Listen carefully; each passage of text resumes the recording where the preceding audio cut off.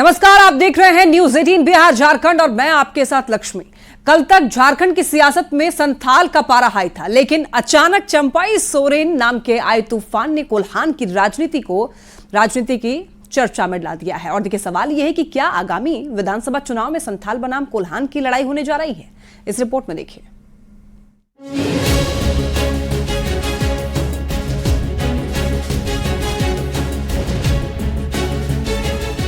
तारीख 18 अगस्त 2024, यानी इस तारीख से पहले सत्ताधारी दल जेएमएम का संथाल और कोल्हान में अपने वर्चस्व का दावा रहा है। लेकिन इस तारीख के बाद जेएमएम के खिलाफ कोल्हान में उसके ही संस्थापक चेहरे चंपाई सोरेन पार्टी को चुनौती देते नजर आएंगे। दरअसल बीजेपी संथाल या कोल्हान में जो मौका खुद के लिए तलाश रही थी, वो चंपाई के पोस्ट के रूप में सामने आ चुका है। अब शायद विधानसभा चुनाव में संथाल का रोचक मुकाबला कोल्हान के साथ देखा जा सकता है। लेकिन अलग राह पर चल पड़े चंपाई सोरेन पूरे कोल्हान की 14 सीटों पर कितना बड़ा फर्क पैदा करेंगे, ये देखने वाली बात होगी। लेकिन अब तो वहाँ रहने लायक नहीं रह गया, क्योंकि वहाँ तो बहुत पीड़ित हैं, उनका बहुत अपमान हुआ है, वो अंदर से टूट गए हैं। तब तो कहीं जाएंगे जहाँ वो अपनी नई पारी खेलें या जो मिले उनके साथ में हो जाए, या संन्यास ले लें। जो कदम वो उठा रहे हैं या उठाने का संकेत है, उसमें खुद एक आत्मघाती कदम मैं मानूंगा उनके लिए। जहाँ तक पार्टी की बात है, इतिहास गवाह है, अच्छे अच्छे सूरमा थे पार्टी में, उन लोगों ने भी निर्णय लिया था पार्टी छोड़ने का। कई एक तो विलीन हो गए और कई एक वापस आना पड़ा उनको। चंपाई ने जेएमएम छोड़ा है, लेकिन अगली कौन सी राह पकड़ी है, इसका अभी तक उन्होंने खुलासा नहीं किया है। समीकरण की बात करें तो 81 विधानसभा सीट वाले झारखंड में संथाल में कुल 18 सीटें तो कोल्हान में कुल 14 सीटें हैं। आरक्षित सीटों की बात करें तो संथाल में 7 सीट आरक्षित है, जबकि कोल्हान में 9 सीटें आरक्षित हैं। ऐसे में कोल्हान में ये लड़ाई हेमंत सोरेन वर्सेस चंपाई सोरेन की हो जाए तो कोई बड़ी बात नहीं है। लेकिन उन चर्चाओं का क्या, वास्तव में चंपाई सोरेन जी के दिल में कौन सी बात है, वो क्या करने वाले हैं, वो किसी पार्टी का दामन थामेंगे या कोई तीसरा विकल्प चुनेंगे, ये तो चंपाई सोरेन जी ही जानते हैं। क्रिकेट, राजनीति और मौसम, इन तीन के बारे में भविष्यवाणियां बहुत खतरे से खाली नहीं होती हैं। कब ये पलट जाए, आखिरी गेंद पर जो है छक्का लग जाता है, आखिरी और 2 गेंद में जो है 2 विकेट चला जाता है, तो उसका कोई ठिकाना नहीं है। चंपाई सोरेन दिल में लगी चोट और पीड़ा को लेकर दिल्ली पहुंचे हैं, लेकिन वह अपनी पीड़ा की दवा कहां तलाशते हैं, इस पर सबकी नजर है। झारखंड विधानसभा चुनाव में इस बार मुकाबला सत्ता पक्ष और विपक्ष के बीच तो होगा ही, लेकिन एक बड़ा मुकाबला हेमंत सोरेन के संथाल और चंपाई सोरेन के कोल्हान के बीच भी होगा। संजय कुमार सिन्हा, न्यूज 18, रांची। चंपाई सोरेन ने अपनी अगली चाल चल दी है, लेकिन उनका ठिकाना कहां होगा, इस पर अब भी सस्पेंस बना हुआ है। लेकिन चंपाई सोरेन के जेएमएम से अलग होने को लेकर राजनीति में नफा और नुकसान का आकलन शुरू हो गया है।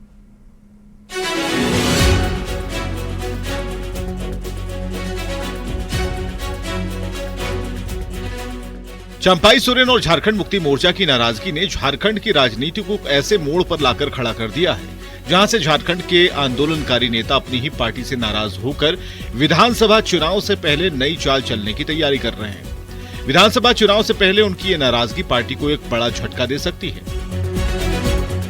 चंपाई सोरेन राज्य भर में कोल्हान टाइगर के नाम से जाने जाते हैं। चंपाई सोरेन सरायकेला की सीट से संयुक्त बिहार के वक्त से अब तक विधायक हैं। इस दौरान चंपाई सोरेन श्रम मंत्री, खाद्य एवं आपूर्ति मंत्री, परिवहन, अनुसूचित जनजाति मंत्री समेत राज्य के मुख्यमंत्री तक का उन्होंने सफर तय किया। कोल्हान की सभी सीट पर चंपाई सोरेन की मजबूत पकड़ बताई जाती है। इस क्षेत्र के विधायक भी चंपाई सोरेन को अपने राजनीतिक गुरु के रूप में देखते हैं। इधर चंपाई सोरेन की नाराजगी पर जेएमएम भले ही नुकसान नहीं बताए, लेकिन कांग्रेस अब भी मानती है कि चंपाई सोरेन गठबंधन के मजबूत स्तंभ रहे हैं। लेकिन मैं इतना जरूर कहना चाहूंगा कि डाल से जो शाखाएं टूट जाए, वो जुड़ती नहीं है, वो बिखर जाती है। तो डाल से अगर चंपाई सोरेन जी भी टूट रहे हैं तो हमें लगता है कि कहीं ना कहीं उनके लिए भी आगे परेशानी का सबब होगा। वहीं झारखंड मुक्ति मोर्चा चंपाई सोरेन के इस कदम को आत्मघाती बता रही है। जेएमएम का दावा है कि चंपाई सोरेन के जाने से पार्टी कमजोर नहीं होगी, बल्कि उनको बड़ा नुकसान होगा। लेकिन इस मौके को लपकने को तैयार बैठी बीजेपी का दावा है कि चंपाई सोरेन ने जेएमएम को जोर का झटका धीरे से दिया है, क्योंकि वे जेएमएम में परिवार से बाहर शिबू सोरेन के बाद नंबर 2 की हैसियत रखते थे। चंपाई दा को अंततः नुकसान होगा, व्यक्तिगत रूप से उनको नुकसान होगा और हम लोग को तकलीफ होगी। लेकिन सबसे पुराने नेता थे, शिबू सोरेन के समकक्ष थे, उसी आयु ग्रुप के भी लगभग वो थे। और 40 वर्ष जिस व्यक्ति ने पूरी निष्ठा के साथ अपनी पार्टी को दे दिया, कोल्हान क्षेत्र में उनकी ज़बरदस्त पकड़ है, कोल्हान टाइगर कहा जाता है, तो उनके छोड़ने से तो झारखंड मुक्ति मोर्चा कभी इनकार नहीं कर सकती कि उसे नुकसान नहीं होगा, बड़ा नुकसान होगा। अब देखना होगा कि चंपाई सोरेन का ये कदम आने वाले विधानसभा चुनाव में आत्मघाती साबित होता है या जेएमएम को आघात पहुंचाने वाला होता है। झारखंड की राजनीति में चंपाई सोरेन और झारखंड मुक्ति मोर्चा की नाराजगी कितनी असरदार होगी, ये आने वाले विधानसभा चुनाव में पता चल जाएगा। फिलहाल झारखंड मुक्ति मोर्चा भले ही ये कह ले कि चंपाई सोरेन आत्मघाती हमला कर रहे हैं, लेकिन भाजपा ये कहते हुए नहीं थक रही है कि झारखंड मुक्ति मोर्चा के लिए ये बड़ा झटका है और चंपाई सोरेन राज्य के कोल्हान टाइगर हैं। कैमरा पर्सन प्रभाकर के साथ गौरव झा, न्यूज़ 18, रांची। बीजेपी के मीडिया प्रभारी ने सीएम हेमंत सोरेन पर जमकर हमला बोला है। शिवपूजन पाठक ने कहा है कि हेमंत सोरेन देशूम गुरु शिबू सोरेन के जैसे दिखते भले हों, पर उनके आदर्श और सिद्धांतों पर नहीं चलते हैं। शिवपूजन पाठक ने झारखंड सरकार में महिलाओं पर अत्याचार का भी आरोप लगाया। यह तो सच्चाई है कि माननीय शिबू सोरेन जी के वो पुत्र हैं और रक्त भी उन्हीं का प्रवाहित हो रहा है उनके रगों में। लेकिन जरा शिबू सोरेन जी के आदर्श पर भी चलते। शिबू सोरेन जी ने उनको कभी नहीं सिखाया होगा कि इस राज्य में 7,000 बेटियों का बलात्कार हो जाए और तुम देखते रहना मुख्यमंत्री होकर के। झारखंड विधानसभा चुनाव को लेकर कांग्रेस ने टिकट बांटना शुरू कर दिया है और इसी कड़ी में हटिया विधानसभा सीट से विनय सिन्हा दीपू ने टिकट की दावेदारी पेश की है। टिकट की दावेदारी को लेकर के उन्होंने कांग्रेस रांची महानगर अध्यक्ष कुमार राजा को आवेदन दिया। कुमार राजा ने कहा कि लगातार आवेदन आने का मतलब संगठन मजबूत है। टिकट जिसे भी मिले, लेकिन कांग्रेस मजबूती के साथ चुनाव लड़ेगी और जीतेगी। आवेदन लगातार आ रहे हैं, इससे पता चलता है कि रांची में कांग्रेस बहुत मजबूत है और जिस तरीके से झारखंड सरकार ने लोकप्रिय जनता के लिए काम किया है, रुझान लोगों का जनता का बड़ा, इसको देखकर और हमारे जो पुराने जो नेता कार्यकर्ता लोग इस बार सब चुनाव लड़ने के लिए इच्छुक है और मुझे लगता है कि जिसे भी टिकट मिलेगा सब मिलकर सहयोग करें। मैंने अपना आवेदन जिला अध्यक्ष को भी दिया है, ग्रामीण अध्यक्ष को भी दिया और प्रदेश कांग्रेस के अध्यक्ष को भी दिया है। अब पार्टी को निर्णय लेना कि मैं उस लायक हूं कि नहीं, लेकिन मैं इतना विश्वास जरूर पार्टी को आपके माध्यम से दिलाना चाहता हूं कि अगर पार्टी मुझको टिकट देती है तो मैं जीतने का पूरा भरसक प्रयास करूंगा और साथ ही साथ अगल बगल की सीटों में भी जो मेरी ताकत है, संगठन का स्वरूप मेरे तरफ खड़ा किया गया, उसमें उस सीटों को भी फायदा होगा। एक बड़ी खबर दिल्ली से है। चुनावी राज्यों पर कांग्रेस का मंथन। मल्लिकार्जुन खड़गे, राहुल गांधी इस बैठक में शामिल हैं। बैठक में चुनावी राज्यों के प्रभारी भी मौजूद हैं और देखिए कई राज्यों के स्क्रीनिंग कमेटी के सदस्यों के साथ ये बैठक हो रही है। झारखंड, हरियाणा, महाराष्ट्र, जम्मू कश्मीर में चुनाव को लेकर के मंथन किया जा रहा है। तो कांग्रेस के आलाकमान इस बैठक में शामिल हैं। बता दें आपको, राहुल गांधी और मल्लिकार्जुन खड़गे इस बैठक में मौजूद हैं। चुनावी राज्यों पर कांग्रेस मंथन कर रही है, किस तरीके से संगठनात्मक मजबूती बने रहे और कैसे आगे क्या कुछ काम करना है, क्या रणनीतियां बननी है, इसको लेकर बैठक हो रही है। बैठक में चुनावी राज्यों के प्रभारी भी मौजूद हैं और कई राज्यों के स्क्रीनिंग कमेटी के सदस्यों के साथ ये बैठक हो रही है।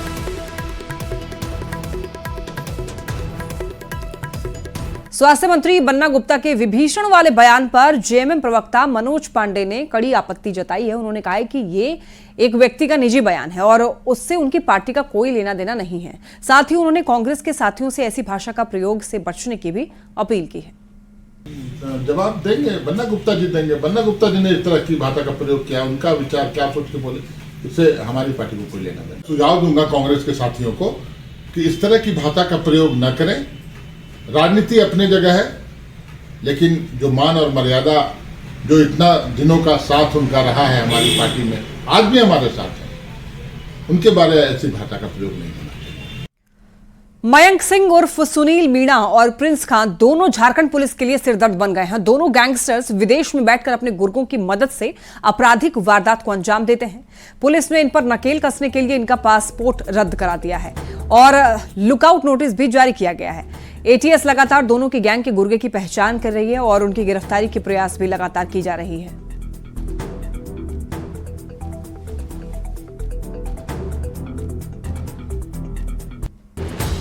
चल रहे हैं। पहला तो उनका पासपोर्ट रद्द करा दिया गया है।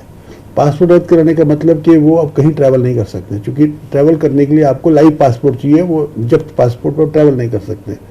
दूसरा, उनके खिलाफ में एक लुकआउट नोटिस डाला गया। लुकआउट नोटिस का मतलब है कि भारत के सभी एयरपोर्ट्स पे उनकी कंप्लीट डिटेल्स, उनका पासपोर्ट नंबर उपलब्ध है। को चेलों को, दोस्तों को पकड़ने का पूरा प्रयास कर रहे हैं और जैसे और जेल में भी छापामारी हो रही है, बाहर भी हो रही है और ये निरंतर प्रोसेस है। मुझे पूरा उम्मीद है कि इनके जो गुर्गे हैं वो भी अरेस्ट हो जाएंगे। गोड्डा में मैया सम्मान योजना के लिए ऑनलाइन आवेदन के नाम पर वसूली का एक मामला सामने आया है। आपको बता दें कि ये जो पूरा मामला है मेहरमा प्रखंड के डोढ़ा गांव के हरिजन टोला का है। महिलाओं ने अमरजीत मंडल पर वसूली का आरोप लगाया है। उन्होंने बताया कि अमरजीत ने उनसे योजना के लिए ऑनलाइन आवेदन के नाम पर 200 रुपए मांगे और साथ ही उसने ये कहा है कि योजना की पहली किश्त आने पर उन्हें 1000 रुपए देने होंगे और इसकी शिकायत के बाद बीडीओ ने जांच के बाद कार्रवाई का आश्वासन दिया है।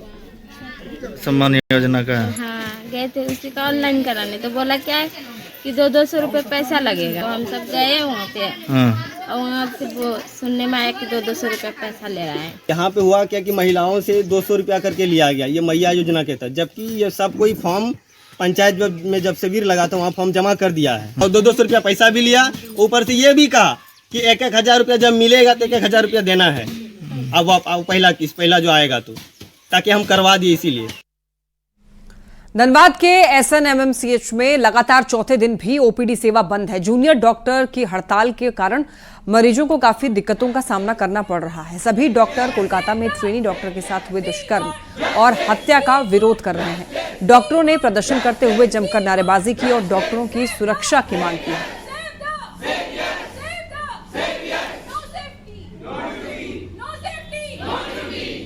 SNMMCH में है और यह SNMMCH अस्पताल धनबाद के साथ साथ संथाल के मरीजों का भी बहुत बड़ा सुविधा का केंद्र है। लेकिन अब यहाँ के सभी डॉक्टर जो हैं सो ओपीडी हड़ताल पे चले गए हैं और इन लोगों ने साफ तौर पर कहा है कि कोलकाता के जो जूनियर डॉक्टर के साथ जो हैवानियत हुई थी उसके दोषियों को कार्रवाई होना चाहिए और नहीं तो तब तक ये ओपीडी को बंद रखेंगे।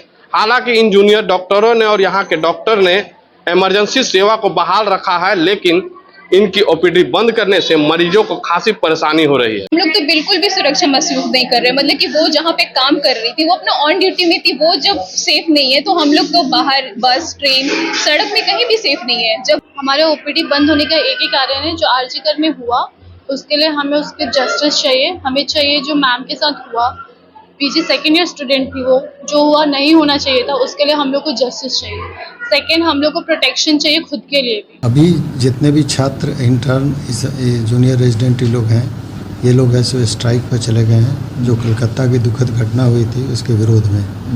तो इस संबंध में मैंने सभी विभागाध्यक्षों को एक पत्र लिखा है कि आप लोग उनके एब्सेंस में अपना विभाग को सुचारू ढंग से चलाने का प्रबंध करें। अब देखना है कि इन लोगों की मांगे कब पूरी होती है, लेकिन डॉक्टर के हड़ताल से कहीं न कहीं मरीजों को खासी परेशानी हो रही है। संजय गुप्ता, न्यूज 18 धनबाद।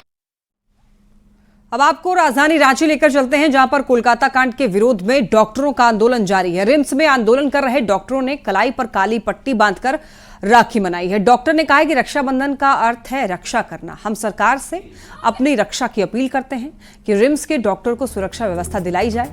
रिम्स के अंदर कोई भी सुरक्षित महसूस नहीं करता और इस वजह से आज कलाई पर काली राखी बांधी जा रही है और विरोध जताया जा रहा है।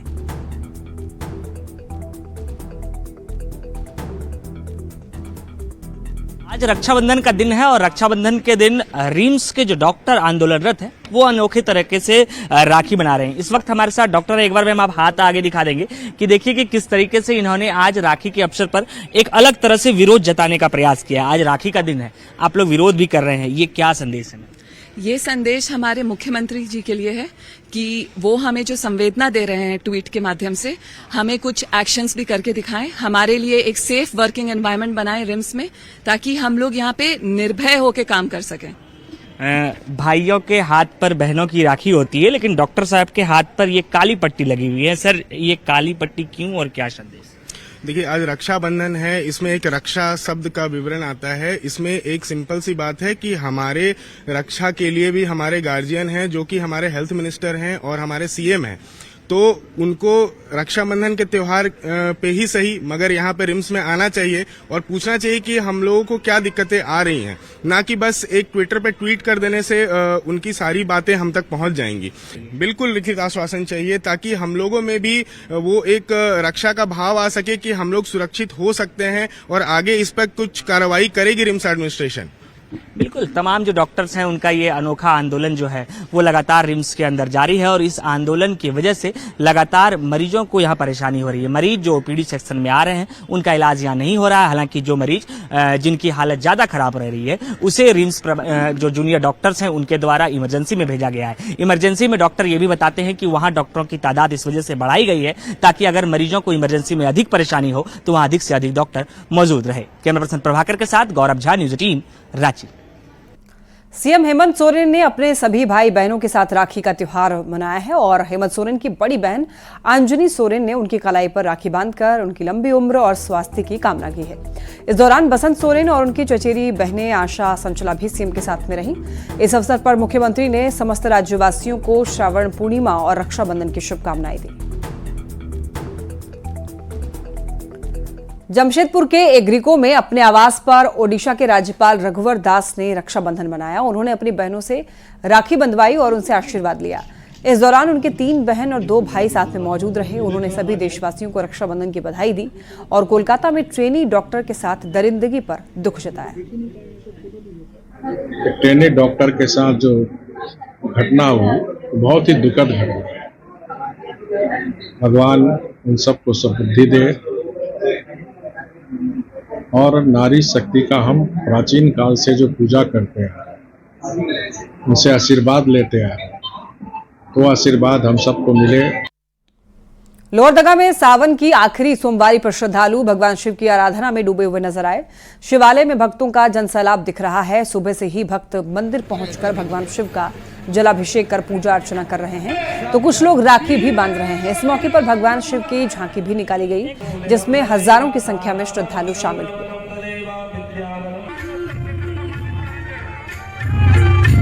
और शिव का मिलन का आज बहुत बड़ा जो है ना, सोमवारी का बहुत बड़ा महत्व है। आज के दिन जो पूजा करेंगे शिव का, दुर्गा का उपासना करेंगे, उनके सभी मनोकामनाएं पूर्ण होंगे। झारखंड में बारिश के अलर्ट के बीच पश्चिमी सिंहभूम में हिरनी जलप्रपात की खूबसूरती देखते ही बन रही है। बीती रात से सुबह 9 बजे तक हुई बारिश के बाद हिरनी जलप्रपात की खूबसूरती अपने शबाब पर है। चाईबासा रांची एनएच के किनारे टेबो घाटी में मौजूद इस जलप्रपात की खूबसूरती ऐसी है कि एनएच से गुजर रहे लोग इसे देखने के लिए ठहर जा रहे हैं।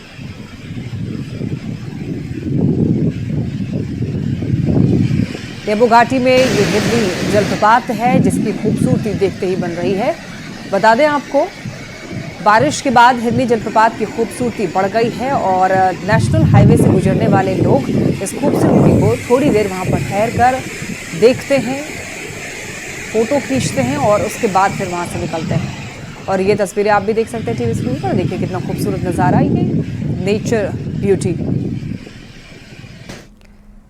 अगली खबर भी देखिए पश्चिम सिंहभूम से है और आपको बताते चलें कि सरायकेला बाजार के पास में नदी पार पुल बन रहा है, जिसको लेकर डायवर्जन बनाया गया था, लेकिन बारिश के बाद ये डायवर्जन बह गया, जिससे दर्जनों गांव के लोगों का आना जाना मुश्किल हो गया है। डायवर्जन बहने से दर्जनों गांव के लोग करीब 20 किलोमीटर की दूरी अधिक तय कर रहे हैं। रामगढ़ में मूसलाधार बारिश के बाद रामगढ़ कॉलेज के पास नेशनल हाईवे 33 पर पानी भर गया है और इससे गाड़ियों के परिचालन में काफी परेशानी हो रही है। स्थानीय लोगों ने सड़क किनारे नाली का निर्माण नहीं कराने को लेकर नाराजगी जताई है। उन्होंने बताया कि बारिश के दिनों में अक्सर यहां पर घुटने तक पानी भर जाता है। रांची की बेटी रिया नंदिनी ने फेमिना मिस इंडिया का खिताब जीता है। कोलकाता में हुए इवेंट में 70 युवतियों ने हिस्सा लिया था, जिसमें रिया नंदिनी विजयी घोषित की गई। रिया मॉडल के साथ साथ टीवी कलाकार भी हैं। उन्होंने कई टीवी सीरियल्स में अपना जलवा बिखेरा है।